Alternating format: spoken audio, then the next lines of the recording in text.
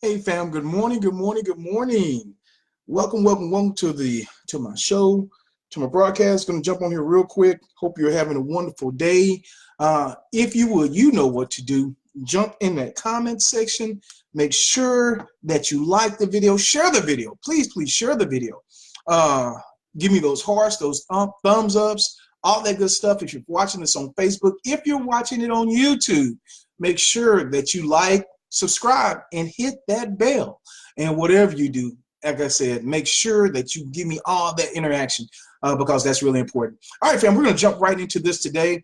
I'm going to talk about Black businesses failing because of bad decisions. And I read this story the other day, and I think it's representative of a lot of Black businesses, not just Black businesses, but specifically Black businesses as they make this transition towards, trying to do something good for the community and not their primary function being to make a profit, because that's how you stay open. So anyway, let's go through this story and I'll kind of show you what I'm talking about. It says Nefertitis joins the rash of local restaurants closing in the Tallahassee area. So it's not just this one. Obviously, there's something that's transitioning. And one of my friends from the ADOS movement said that it's gentrification. So that would make a lot of sense. Nefertiti's fine cuisine and spirits wasn't meant to be a gold mine. But in nearly 6 years, the upscale restaurant on Tallahassee's South Side couldn't even break even. So they opened a restaurant, and restaurants can be very, very capital intensive, and they have a high failure rate. So this is nothing negative against them. It happens a lot. It happens a lot. So they never even turned a profit. It nearly broke Sharon and Dana Denard's.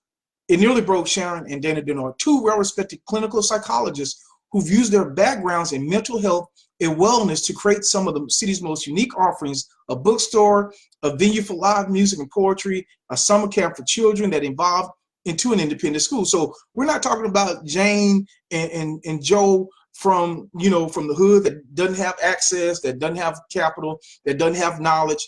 We're talking about two very professional people who hey, obviously have some income or have some access to capital, but still couldn't make it go. The International Restaurant was the couple's latest venture. Won't live to see anniversary in August as it is now. After June 30th, dinner brunch operations will sunset and be replaced by limited dinner. We're going to go through all this. That's really not relevant. They're just talking about the restaurant. Okay, so here's the deal. A lack of foot traffic is to blame, Denard said. Well, before you open a restaurant, you have this part of your business plan. You have to be able to determine the foot traffic. Now, maybe at one time the foot traffic was a whole lot greater, and something happened and it subsided. That's possible. But from the statements that this person is using, I think it's Sharon that's speaking. That's not what I'm getting. Despite efforts to drum up events such as mystery dinners, it wasn't enough to sustain the restaurant. She and her husband depended on the restaurant for their livelihoods. Didn't depend on the restaurant for their livelihoods, but they found themselves subsidizing Nefertiti's operations from income from their other professional ventures. Here's the key. Here's why I say it probably wasn't just a lack of, at one time we were doing well with foot traffic, then all of a sudden it just kind of teetered off. I will no longer open this door and hope that people will come. I will no longer open this door and hope that people will come. See, hope is not a business plan. You can't open your business and hope people will come. When these guys say build it and they will come, not necessarily. Who are these guys? Who is she listening to? If somebody tells you, oh, just open a business and people gonna find you, that makes no sense. Business is not run that way. Said to Nora, who was candid about her disappointment, we built it and they didn't come. So it sounds like the foot traffic was never there. Why would you open a restaurant without determining the amount of foot traffic that is there and that you're going to have? It makes no sense. It says, before the building had been a church, Under the NAR, it became Amon Ra's bookstore, stocked with Afrocentric literature, still holds down. So that's good. You know, very eclectic place. Sounds like a very nice place, but it may not have been right for that area. These are just business decisions, fam. This is not anything that's against this person. And boy, wasn't that nice? These are just simple business decisions that people have to make. That I can on the surface tell you this was probably not a good idea in that area, unless you have that eclectic type of group that likes this. But if you don't, this would not be a good decision. Okay, Nefertiti means good and beautiful. Okay, she was the most important, powerful goddess. The goal of Nefertiti's. Look at this. This is very, very important. The goal of Nefertiti's was to provide a community service. Okay, providing a community service is wonderful. That's not profit. That's not a business. That's a rec center. That's a charity. That's something else. The goal of Nefertiti's was to provide a community service. When the goal of your business is not to turn a profit, you're going to have problems. Yes, your business should give back. Yes, you should be giving back to the community.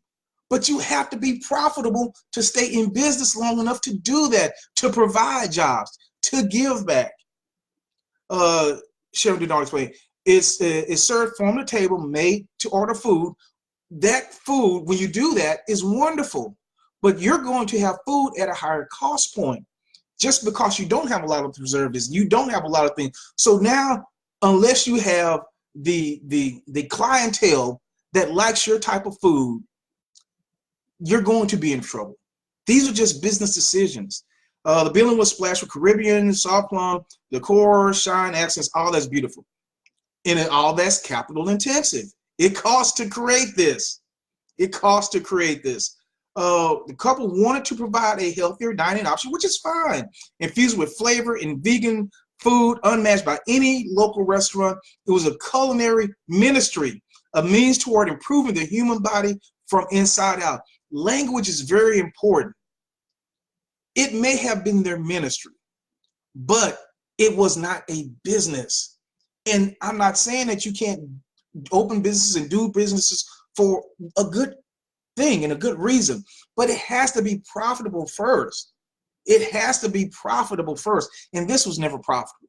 So I see on Facebook and I hear from a lot of people, you know, oh, blacks just don't support businesses. Oh, the reason that black businesses aren't having success is because black people don't support them. No, I haven't found that to be true.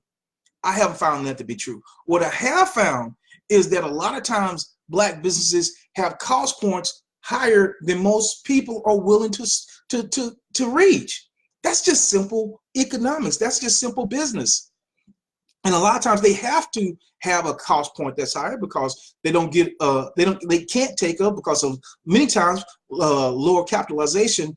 They can't take advantage of group discounts and group buys. So their costs are higher, so they have to push that over to the customer if they want to be profitable. These are business decisions, family.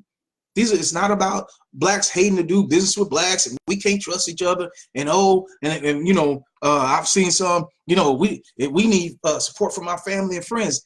If you're depending on support from your family and friends to open your business, don't open a business.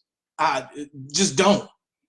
You have to be smart enough and savvy enough to create a business plan that will be profitable at some point. No business opens in this problem. Most of them don't. It takes a while to develop a profit, but has to move towards profit without support from family and friends. That's just, you would not invest $1 million in a McDonald's franchise and say, you know what, if I don't get support from my family and friends, our money's gone. Most people would just not do that. I hope you wouldn't do it. So anyway, look at these stories. Stop blaming black people. Many times it's not our fault that we're not supporting businesses. It's just the business is not set up properly to support itself. All right, fam, I hope that's been helpful. If you like that, please, you know what to do. Thumbs up, hearts, likes, jump in the comment section. Let me know what your thoughts are. Is the reason, in general, you know, we know there's exceptions, but in general, is the reason that black businesses aren't successful? Is that reason because blacks would rather do business with the white man? We think the white man's ice is colder, or is it many times either poor service or poor business plans that are dooming black businesses? All right, fam, make sure to go to my YouTube, www.shawneehill, and subscribe. If you're already on YouTube, you know what to do. Hit that subscribe button and hit the bell. With that being said, fam, I hope you have a wonderful day. I will talk to you later. Goodbye.